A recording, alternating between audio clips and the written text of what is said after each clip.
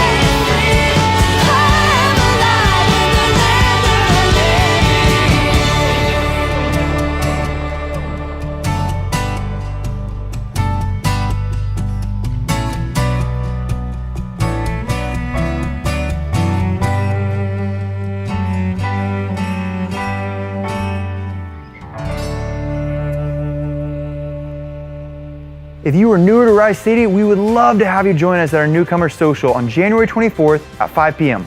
This is an opportunity for our lead pastor, staff to connect with you, for you to learn more about the heart and vision of Rise City Church. Dinner, free childcare will be provided. If you'd rather join us from home, there will also be a Zoom option available. You can take control of your money no matter where you are with money.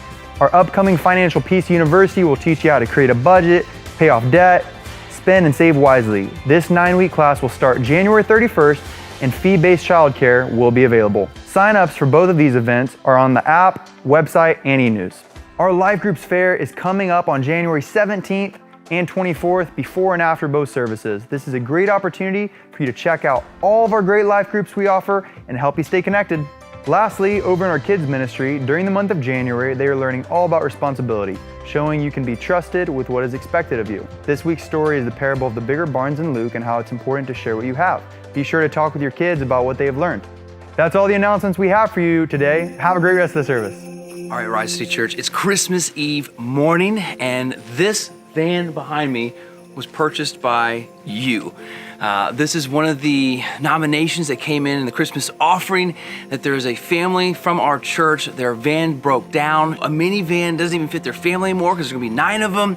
And so instead of just trying to fix the minivan, we bought them a brand new van. Well, I think it's a year old, but it's pretty much brand new. And so we're gonna go.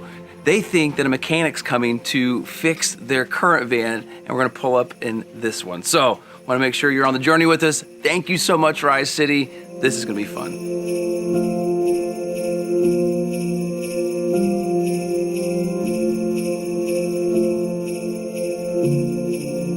Oh, it's windy.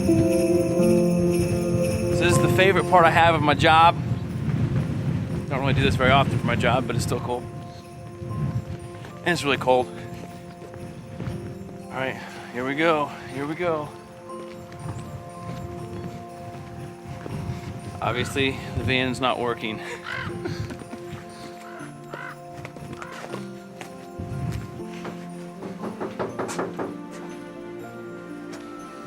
So our mechanic is out here, and instead of fixing the van, we thought we'd just buy you a new one. We thought we'd just buy you a new one.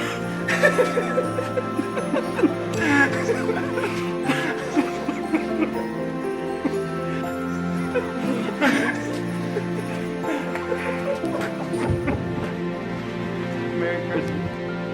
Merry Christmas.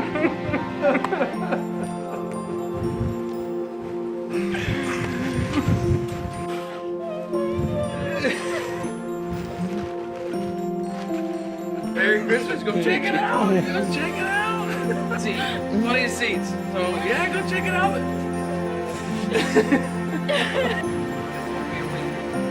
Back seat down.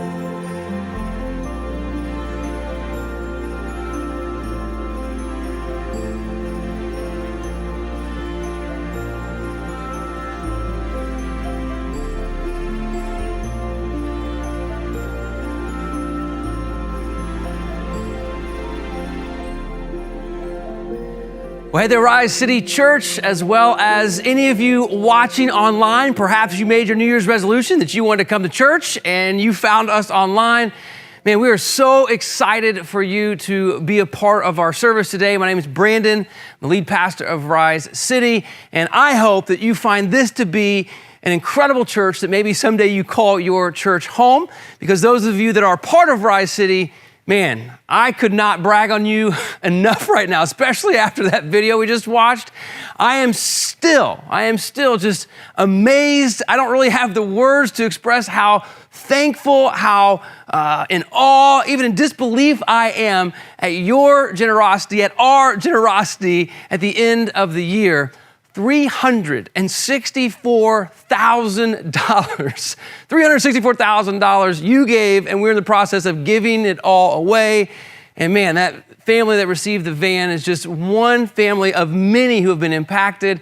And I cannot wait to share more stories. And you likely have heard this, and if you're not aware, then man, we were able to fund our initiatives like way more than we ever anticipated, and we still have $80,000 left to give away. And by the end of this month, I'll be sharing with you how we're going to use that to continue to bless people's lives and impact our local community. But man, thank you so much, Rise City, and those checking out Rise City. This is a generous, a loving, and life-giving church who's wanting to bring hope and healing in Jesus' name. And if the way 2020 ended is any indication what God has in store for this coming year, man, the best we believe is yet to come. And so I'm excited for you to be here today and for us to kind of begin to talk about what does 2021 look like. I want to start though with a question, and here's the question. Have you ever noticed how time is generally the best way to go about answering the question of why? Right? Something happens, someone says something, someone does something, a circumstance unfolds, and you're kind of caught in the moment, and the question that comes right to the forefront of your mind and right rolls off your tongue is, why? Why did that happen? Why did he say that? Why did she do that? Why did they go there? Like, it's just a why. And in the moment, sometimes you can answer the question, but generally, it's time that begins to help us better answer that question because there's more conversations that take place, more information materializes, emotions start to not be as prominent the further you get away from the incident. It's time that generally is the best way to answer the question of why. We call this hindsight. And here's the definition of hindsight. Hindsight is understanding a situation or event only after. Not in the middle of, but only after it has happened or developed. This is hindsight. And we even have a phrase that we use to talk about seeing clearly the events that took place in the past. And we say hindsight is 2020. 2020 referring to like trying to have 2020 vision, to see clearly. That it's best to see clearly and most accurately, not in the middle of the moment, but actually when you can kind of step outside the moment and look back. And we say hindsight is 2020. As we get ready to try to move into a new year, which is a time that we generally start setting resolutions and say, what's the next year going to be? I think it's important for us first to have some hindsight and to look back at 2020 and to see how God may have used it to inform us of what the future may hold. So that's what I want to do for a few minutes. Now, I find it ironic to say hindsight is 2020 when we are trying to get perspective on 2020. I was sharing with our staff and our elders at our Christmas party this year just how as we got to the end of 2020, and hey, I don't need to say this, you know this, 2020 was like a train wreck, right? Like, didn't see that coming when March 13th hit and, pandemic broke out and stay-at-home orders ensued. We thought it was going to be a couple weeks, and little did we know it was going to still be going on. Little did we know that there would be so much political unrest, massive debates about face masks, racial division issues, gender issues, people in the economy doing well, others not doing well, the whole school phenomenon, kids, hybrid models at home. It got crazy, right? But we didn't start 2020 thinking it was going to be the way that it actually transpired. We started with great optimism. And here at Rise City Church, we were so creative. We're like, we have a 2020 vision, right? Playing off the year 2020 and seeing clearly. And I shared in January that 2020 vision. At that Christmas party, just this most recent December, I said, it's fascinating to now look back at that 2020 vision and hindsight being 2020. And even though 2020 didn't go the way that I think many of us hoped, we wouldn't say it's the most desirable or optimal circumstances for our lives, looking back, it may have been the most desirable and optimal circumstances for that 2020 vision to actually occur. And maybe God, not to try to say this is exactly what God is doing, but I know God works in everything and through everything. Maybe God did use the circumstances of 2020 to give us an opportunity to actually carry out our 2020 vision. And now, moving into 2021, we're not going to be as surprised, right? The pandemic's still going on. There's a new president and a new political party in office, and people are still in between school situations and what's going to happen. The economy's up and down. 2021 is not necessarily this big breath of fresh air. So we're not going to be as surprised by craziness this year. But maybe we can go in with a little bit more understanding that God might use even the most difficult and undesirable circumstances to help us carry out a vision that we set forth almost a year ago now. And so we're going to have the same vision in 2021 as we did in 2020, but we're going to try to look back as well as look forward. That's what I want to do in our time. So what was that 2020 vision? Do you remember that? I mean, some of you weren't even part of the church, but do you remember what that vision was? It came straight out of 2 Corinthians chapter 13. And in 2 Corinthians chapter 13, verse 11, Paul, the guy who writes this thousands of years ago, is writing to Christians living in the city of Corinth. And he's already written 2 lengthy letters, and this is his concluding sentiment. And I said, if we can have this concluding sentiment be the vision of our lives, the promise at the end of this sentiment is exactly what we want. This is what Paul says. He says, "Dear brothers and sisters, I close my letter with these last words. Be joyful, grow to maturity, encourage each other, live in harmony and peace, and then the God of love and peace will be with you." Now, if you like analytics, maybe you're a math person, this is the equation I think that we see here. It goes, be joyful. So that's the first thing. He says, hey, be joyful. Add to that the desire to grow to maturity.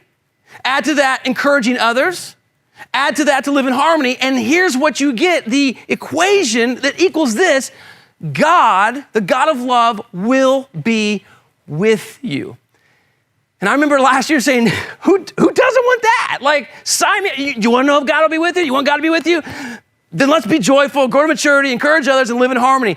And when circumstances were favorable and desirable, like the start of the last year, it's like, sure, be joyful and grow, encourage, live, and God will be with us.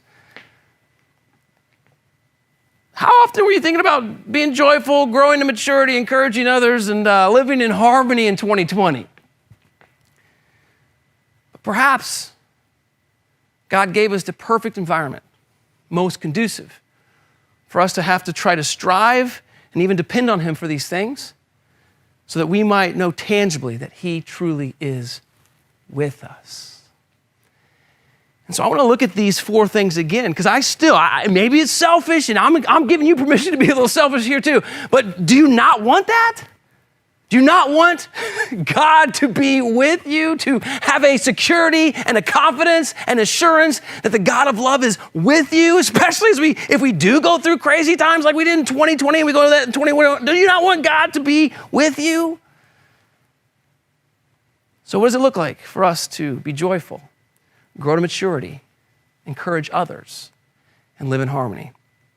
So let's look back, hindsight, and also look forward a little bit. So let's start with being joyful.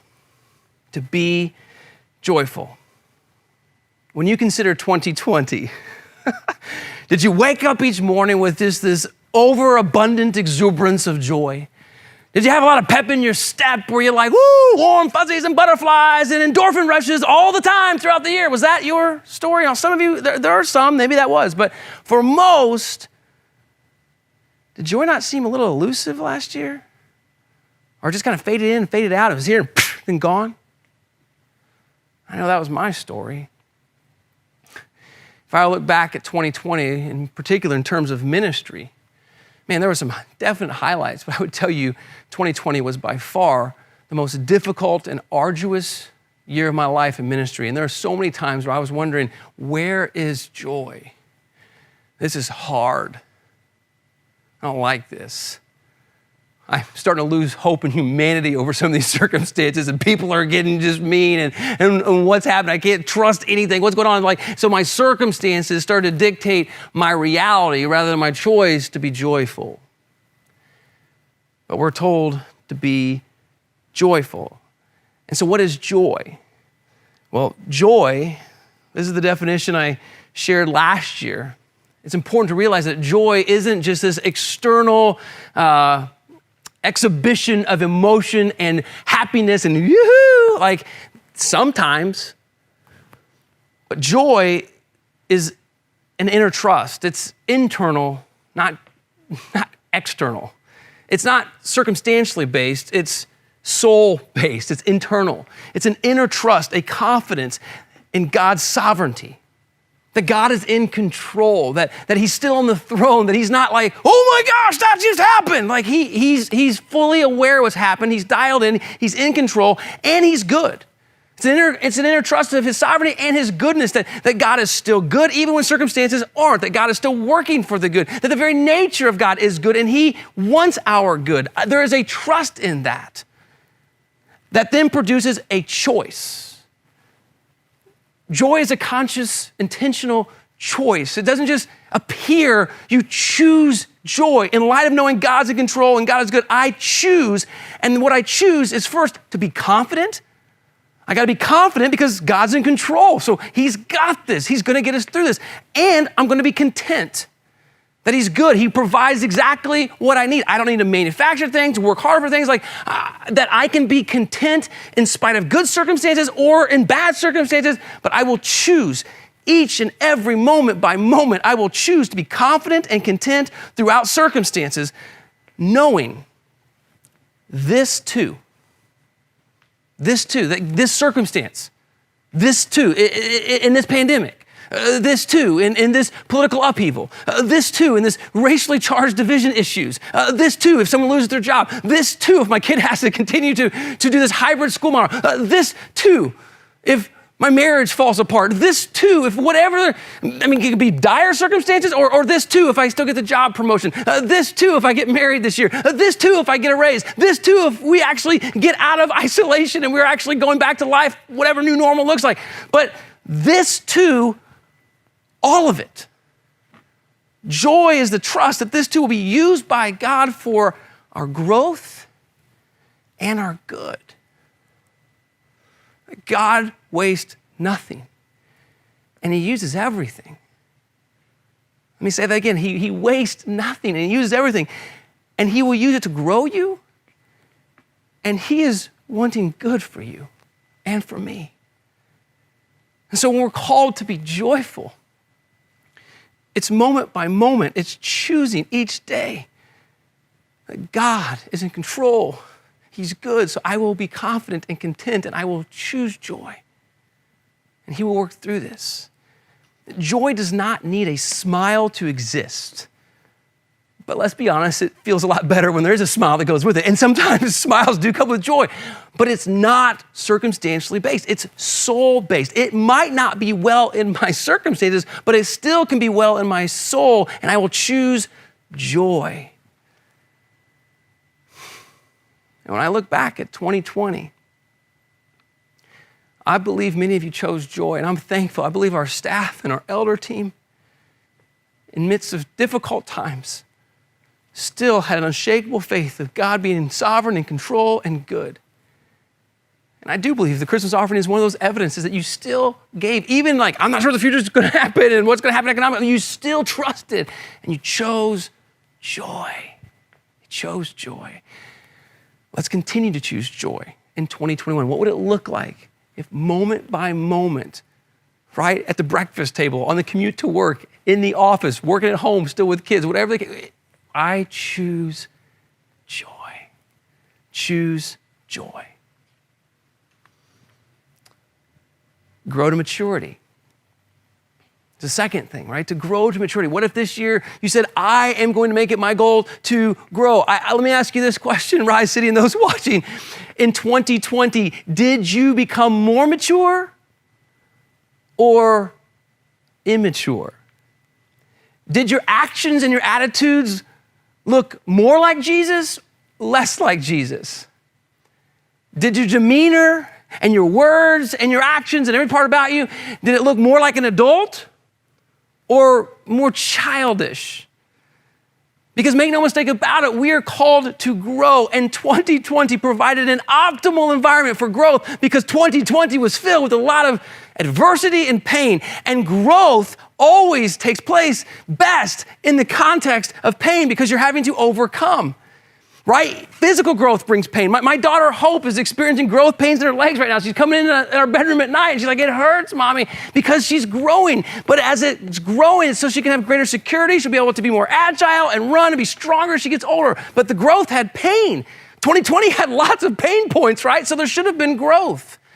And when you get through things and you overcome and you persevere, right? Think about a relationship. Think about if you're married, right? When you stand at the altar and you make a vow to your significant other and you say, in sickness and in health and richer or poor, and you make all these boastful promises, at the time, they're really wishful thinking lies that don't become truth until you go through those things. And then once you get through those things and you've actually been through sickness or times of difficulty or poverty or whatever it may be, you now have substantiation and your love is generally richer and stronger, but you grew because you had to go through those things, right?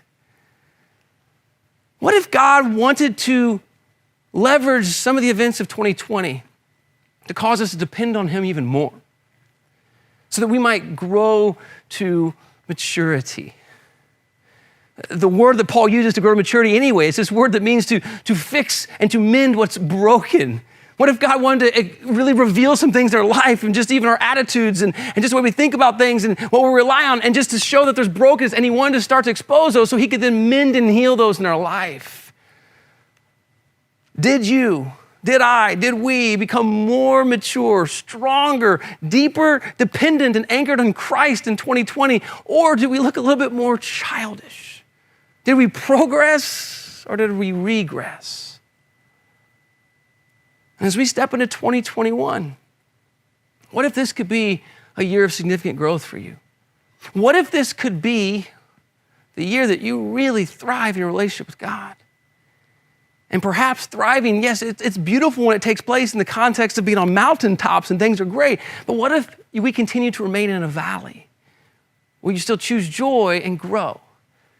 It's interesting, the Apostle Paul, who wrote those words to the Corinthians, also wrote these words to Christians living in the city of Philippi. He said this about his desire to grow and know Jesus more. He said, I want to know Christ and experience the mighty power that raised him from the dead. Well, duh, of course, I want to know that too. Give me the mountaintop. But then he says this, and I also want to suffer with him, sharing in his death. Like, what? Why? Why do you want to suffer? Like, I'd love to know the resurrection power, but not the crucifixion power. Like, what are you talking about here, Paul? But Paul wants it all. If he's going to grow to maturity, it's going to be on mountaintops and in the valleys. And when he shares in the suffering of Jesus, he has a deeper connection to Jesus. There's an empathy there. There's an understanding there. There's a gratitude that wells up there, and he shares in his death. And as he goes and experiences that, and we come to know those things in our own life, and we overcome that and eventually get to the mountaintops or the resurrection, our love is richer and deeper and more robust. I mean, think about Jesus himself. For the joy, we're told, that was set before him, he endured the cross. The cross was not desirable or ideal circumstantially for Jesus, but he still, for the joy that set before him, endured because he knew that through that pain, through that agony, there was growth and there was relationship. If you and I, and if we want to have 2021 be our best year, and it's going to take us saying, I am committed to growing in maturity, to grow in my relationship with God more. There's a pastor by the name of Mike Todd. He said it this way. I heard him say this a couple weeks ago. He says, this can be your best year ever if it's your best year spiritually. Doesn't matter what happens. This can be our best year ever if it's our best year spiritually, which is knowing the power of the resurrection as well as sharing in the sufferings of Jesus, and in and through that, growing to maturity. At the end of 2021, will we say, hey, I look a little bit more like an adult now? Or will we still be childish? The third thing that we're encouraged to do is to encourage each other. I don't know if I'd even be where I'm at right now if it wasn't for your encouragement in 2020. And I'm referring to you that actually encouraged me, not the ones who blasted me in emails. Sorry to throw you under the bus here, but like there was a lot of times where I was like,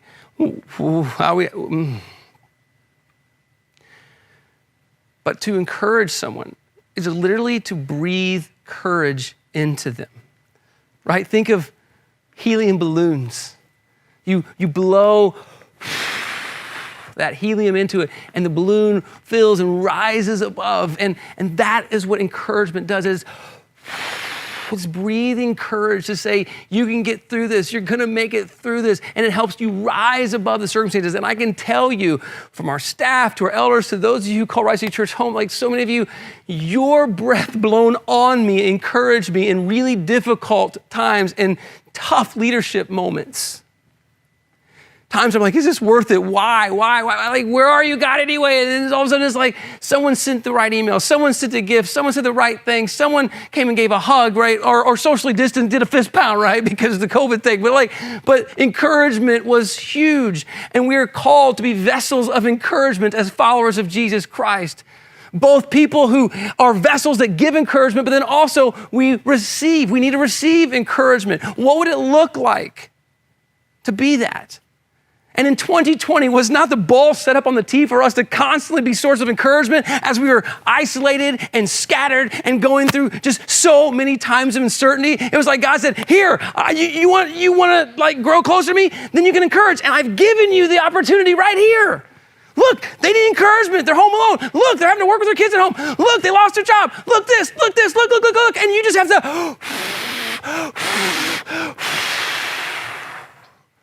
encourage each other. Breathe it into each other. And as you do that to others, you encourage them with your words, with your actions, with your time, with your whatever. You also are having your tank filled because you're giving life to them, and then they begin giving life back to you. But when we're so self-focused and we choose not to consider others, we miss the power of encouragement. We miss the power of encouragement. And I want to tell you, Rise City, your encouragement not only was so meaningful for me and our team, but I just want to go through some of the things that I was reflecting on 2020, how you've been vessels of encouragement. Your food distributions. Remember, this place became a food pantry, right? And you kept bringing food and distributing food. The Easter and Christmas offerings. Those of you who are life group leaders and small group leaders and kids small group leaders, you connect with your groups. You even move online to Zoom. I know so many children's small group leaders that were writing letters and just care packages to the kids in their small group. Man, you know what that meant to even my kids when I got that? It was so encouraging. Our prayer team, shout out to our prayer team who prayed for every prayer request that you sent in and others sent in each and every day. And that is a source of encouragement because God is hearing those prayers, and I believe He is answering. He's filling people's hearts and souls. You have been encouraging, prayer team.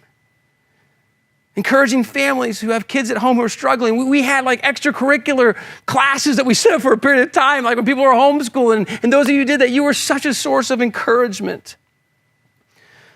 The way that I saw people rally around married couples who were struggling and encourage them not to give up. Trying to keep perspective amidst just the cultural climate in our country and to try to continue to have a kingdom perspective and not just a limited country-based perspective. That was encouraging to get our head above and to say, it's going to be okay.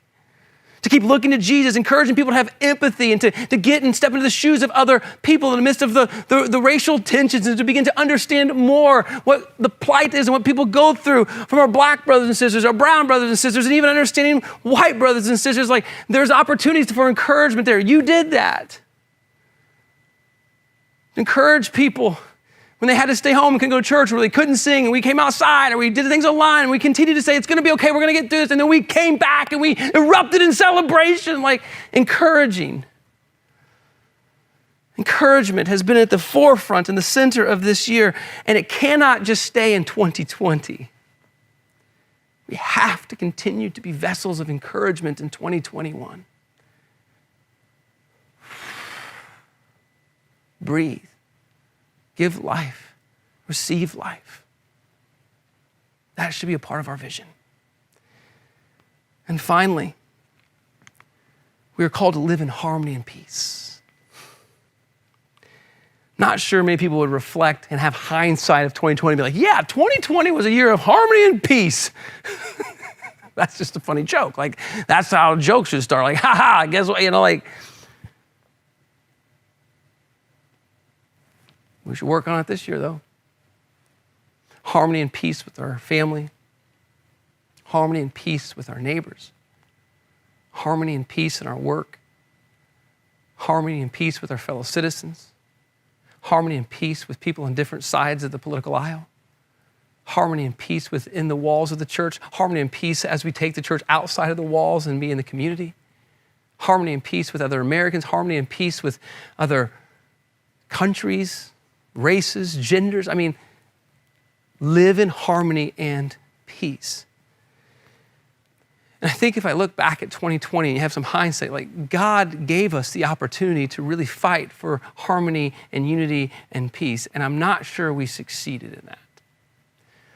There's pockets of it, and we could say, oh, maybe we succeeded as a church. I don't know, but I'm just saying, as humanity or as Americans, I don't think we succeeded in that. And if we're a follower of Jesus, we are called to be harmony and peace-bringing people. Not spitting vitriol and anger and hate and name-calling and berating, dismissing. I mean, Jesus said this, like right before Jesus went to the cross, his prayer was this. He was in the garden. He said, I am praying not only for those disciples, but I'm praying for all who will ever believe in me. If you've ever believed in Jesus and you're watching this, he's prayed for you. He prayed for you in the garden. He said, and my prayer is that through their message, because I pray that they will be one. That's harmony. I pray that they will be one, just as you and I are one, as you are in me and the Father and I am in you, and they may be so that the world will believe that you sent me. Our harmony and peace with one another and those around us is a conduit of the good news of Jesus impacting the world around us.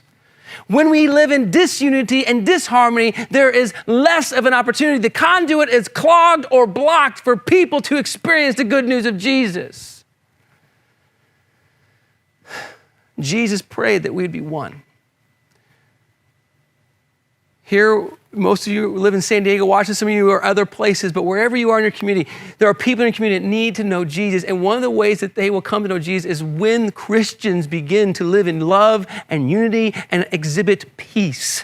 It doesn't have to be mutual agreement on situations, but there can be honor and respect and dignity.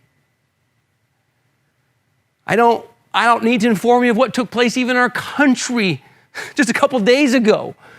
Not a lot of harmony and peace. Can Christians, what if we actually were the ones who raised up and said, enough is enough, this is ridiculous, that's wrong, and call out other things that are wrong, but as opposed to saying this is wrong, like we say it's wrong, but then how do we come together? How do we be the central conduits of harmony and peace and love? Because is that not our Savior? 2020 was not marked at all with these words. But could 2021?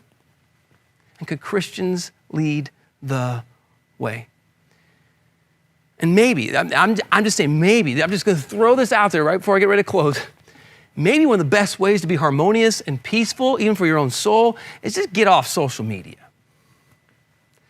Maybe for a period of time, because hard to be harmonious and peaceful and loving. Like instead, call someone.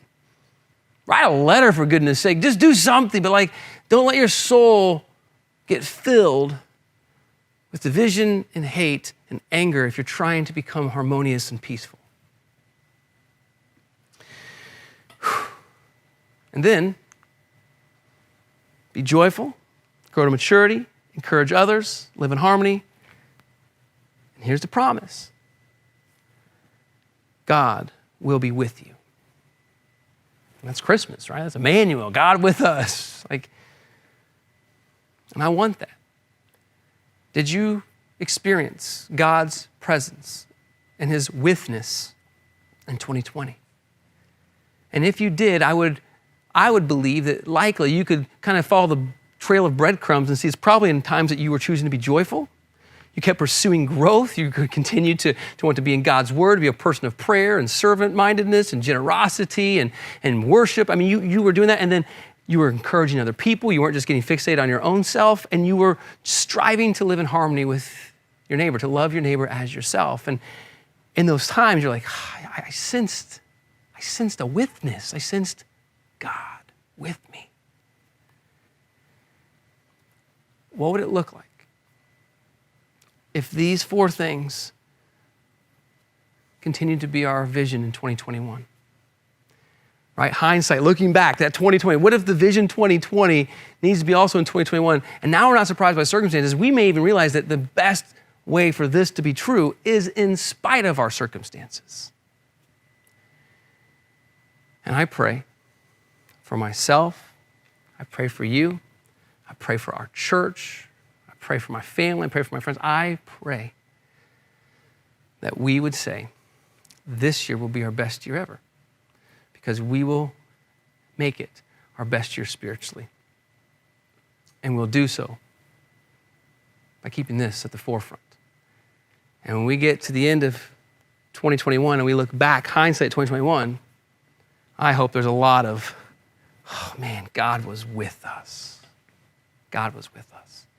Moment by moment, decision by decision, episode by episode, circumstance by circumstance, we kept choosing to draw near to God. And James 4 says, and in doing so, he draws near to you.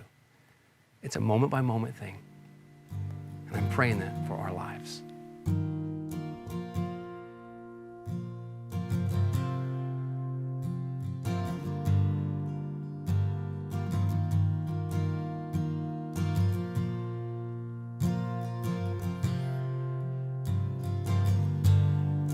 Moment by moment, I'll live listening for you. Sunrise to sunset, I'll breathe in you. I won't worry about tomorrow, 'cause tomorrow is anxious enough. I will choose to trust in you, moment by moment and breath by breath.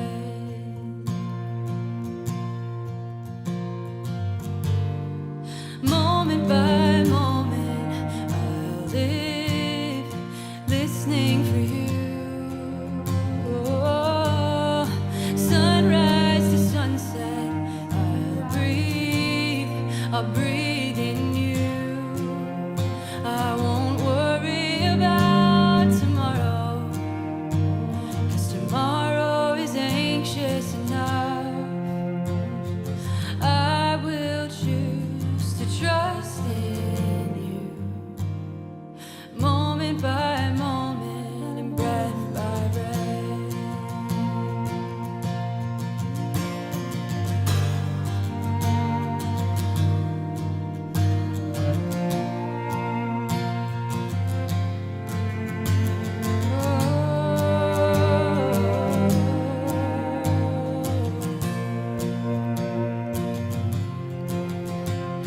'Cause you are God, you're over all, yet you draw near and hear every call, and you know my heart, you see it all.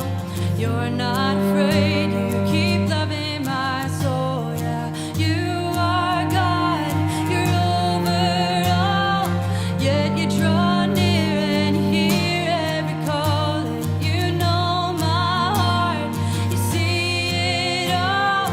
You're not afraid, you keep loving my soul, and you're so faithful, you gave it all just to know me, and so I will stand tall. You're so faithful, you gave it all just to know me, and so I will stand tall. And I will choose to trust in you. Yeah, I will choose to trust you, moment by moment and breath by breath.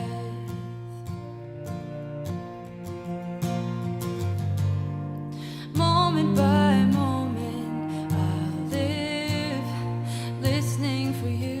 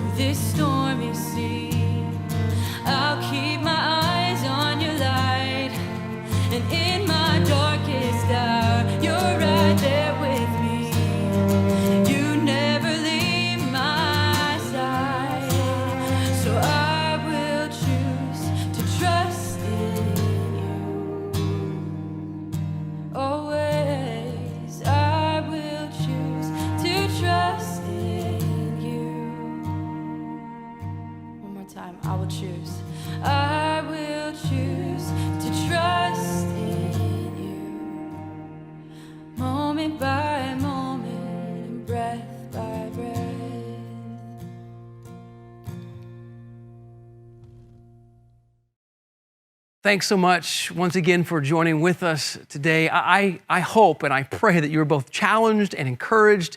Maybe take some time for some reflection to look back in hindsight and hopefully learn from the past and move forward in the future. But as we do move forward in the future, I am optimistic, believing God has great things in store. As we continue to keep our eyes on Him and we choose to be joyful, we choose to grow in maturity, we choose to encourage others and live in harmony, we will experience His presence and hopefully also be carriers of His presence so others experience it as well throughout our community. As always, we would love to be able to be there for you, to encourage you, to pray with you, to sit and listen. If you'd ever want to meet with one of our pastors on staff, simply text the word CARE to 484848 and a form will be sent to your phone. Fill that out and we will set up a time to connect with you as soon as possible. Also, I want to continue to champion us to be a people of great generosity. You have been, you are. Let's continue to make that a goal in 2021. So grateful for the ways that you give and how your giving both impacts lives, but also helps us continue with the ministry here at Rise City Church. And so if you would want to give to Rise City Church, you can do so simply by going to our app. You can go online to our website. You can send a physical gift in the mail here to the church.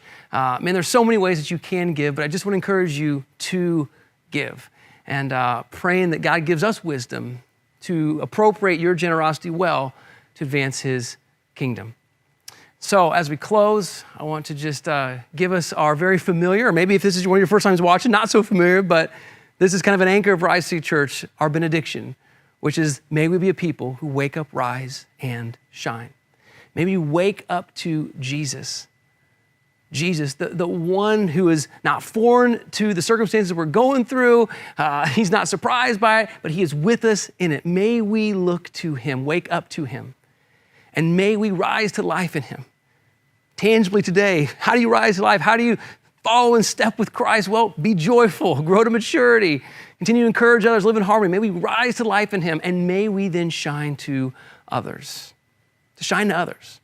The good news is not meant to stay just to ourselves, but it's meant for the world to experience it. And does not the world right now need the good news of Jesus? So let's be those vessels and those conduits that share it and shine it bright. Thanks so much again for being with us. We will see you next week.